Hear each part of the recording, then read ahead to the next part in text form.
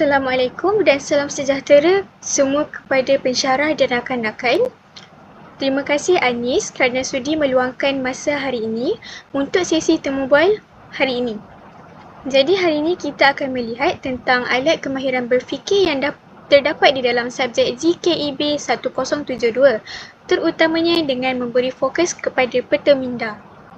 Jadi Anis, boleh perkenalkan diri? Waalaikumsalam Hanis. Baiklah, saya Anis Akila binti Muhammad Izhar, option Bahasa Inggeris daripada IPG Kampus Ipoh. Untuk memulakan pembentangan, saya ingin bertanya kepada Hanis. Hanis, apakah sebenarnya yang dimaksudkan dengan alat kemahiran berfikir? Jadi, alat kemahiran berfikir ni adalah satu kaedah ataupun teknik yang kita gunakan untuk membantu seseorang itu berfikir dengan lebih tersusun, jelas, kritis dan juga sistematik. Jadi, melalui alat ni, seseorang dapat mengurus maklumat dengan lebih mudah, membuat keputusan yang lebih baik serta menyelesaikan masalah dengan lebih berkesan. Jadi, terdapat pelbagai jenis alat kemahiran berfikir seperti pengurusan grafik, peta minda, peta aiting, carta radar, 6 topi pemikiran, QWERTY dan juga penyoalan. Namun, bagi pembentangan kali ini, saya akan memberikan fokus kepada peta minda. Baik Hanis, saya faham. Jadi, apakah yang dimaksudkan dengan peta minda? Jadi, peta minda adalah satu teknik grafik yang digunakan untuk menyusun maklumat secara visual. Konsep ni diperkenalkan oleh Tony Buzan pada sekitar tahun 1960-an sebagai kaedah mencatat nota yang lebih kreatif dan tidak linear. Berbeza dengan nota biasa yang kita tulis dalam bentuk ayat-ayat yang panjang, peta minda ni menggunakan tajuk utama di bahagian tengah, kemudian dikembangkan kepada beberapa cabang utama dan cabang-cabang kecil yang saling berkaitan. Kaedah ni membantu otak untuk melihat hubungan antara idea dengan lebih mudah. Oleh sebab tu, maklumat menjadi lebih mudah difahami dan diingati. Menarik. Jadi, apakah kegunaan dan manfaat peta minda? Jadi, peta minda ni mempunyai banyak kegunaan dan juga manfaatnya. Antaranya ialah membantu pelajar mengambil nota, mengulang kaji pelajaran, menyediakan ringkasan, merancang penulisan esei dan juga menyelesaikan sesuatu masalah. Selain tu, peta minda ni dapat meningkatkan daya ingatan kerana penggunaan warna, simbol dan gambar yang menjadikan maklumat lebih mudah untuk diingati. Dan ia juga membantu meningkatkan fokus dan juga konsentrasi kerana maklumatnya disusun secara ringkas dan tidak terlalu padat. Dalam pembentangan ataupun komunikasi pula, peta minda ni membantu penyampaian menjadi lebih jelas, tersusun dan juga mudah difahami oleh pendengar.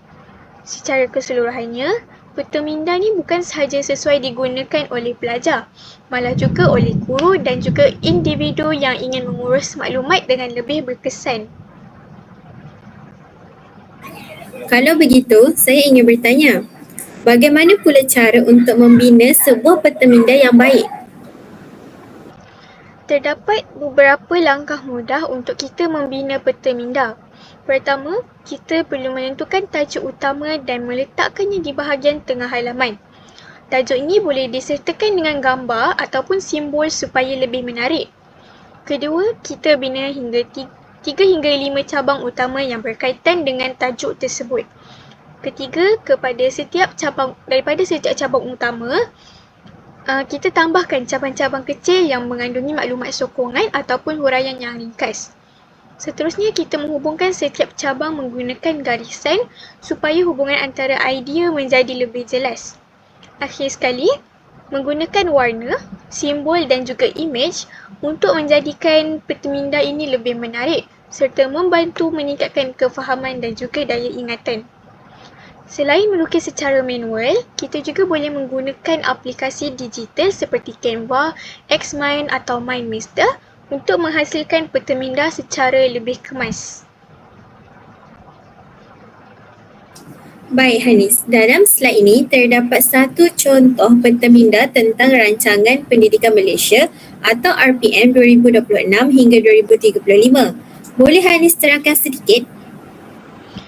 Baik, peta minda ni memberikan gambaran keseluruhan tentang Rancangan Pendidikan Malaysia 2026 hingga 2035. Di bahagian tengah ialah tajuk utama iaitu RPM 2026 hingga 2035. Daripada tajuk tersebut, maklumat dipecahkan kepada beberapa cabang utama seperti 7 teras strategik, 5 ciri murid insan sejahtera, 5 tumpuan utama, matlamat pendidikan, pencapaian PPPM 2013 hingga 2025, garis masa pelaksanaan dan juga impak kepada pihak yang berkepentingan. Melalui susunan ini, kita dapat lihat keseluruhan isi kandungan dokumen secara ringkas tanpa perlu membaca laporan-laporan yang panjang. Selain itu, penggunaan warna yang berbeza pada setiap cabang ini memudahkan pembaca membezakan setiap komponen dan memahami hubungan antara semua aspek yang terdapat dalam rancangan tersebut. Terima kasih Hanis. Selain contoh peta minda RPM ini, saya juga nampak satu lagi contoh peta minda berkaitan Guru Bitara Nadi Negara. Apa yang boleh kita fahami daripada contoh ini? Jadi, contoh ini menunjukkan bagaimana peta minda ini digunakan untuk menghuraikan sesuatu konsep. Di tengah peta minda ni ialah tajuk Guru Bitara Nadi Negara. Daripada tajuk tu, terdapat beberapa cabang utama seperti kompetensi unggul, sahsiah murni, peranan dinamik, sumbangan utama dan juga impak kepada negara. Setiap cabang pula mempunyai isi sokongan. Sebagai contoh, di bawah kompetensi unggul, guru perlu mempunyai ilmu pengetahuan yang mendalam, kemahiran pedagogi, pemikiran kritis dan juga kemahiran menggunakan teknologi. Manakala bagi sahsiah murni, guru perlu mempunyai integriti, kasih sayang terhadap murid, berbudi pekerti dan juga emosi yang stabil. Melalui peta minda ni, kita dapat memahami keseluruhan konsep dengan cepat kerana semua maklumat disusun secara sistematik dan juga saling berkaitan. Baik Hanis, sebelum kita mengakhiri pembentangan, apakah kesimpulan yang boleh dibuat berdasarkan Google Site yang awak hasilkan?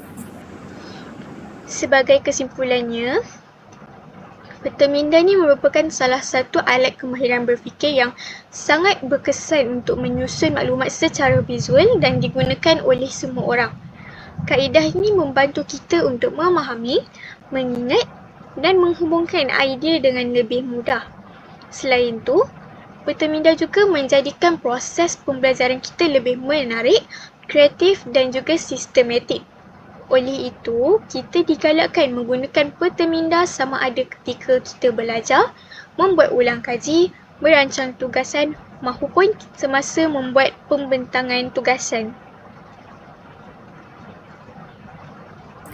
Baik Hanis, saya sangat menghargai atas penjelasan yang diberikan dengan sangat teliti. Malah ia memberi satu pemahaman yang sangat berguna dan membantu kita memahami kepentingan peta minda sebagai salah satu alat kemahiran berfikir. Betul Anis. Terima kasih kerana luangkan masa bersama saya untuk membentangkan dan menerangkan tentang alat kemahiran digital ini. Sama-sama.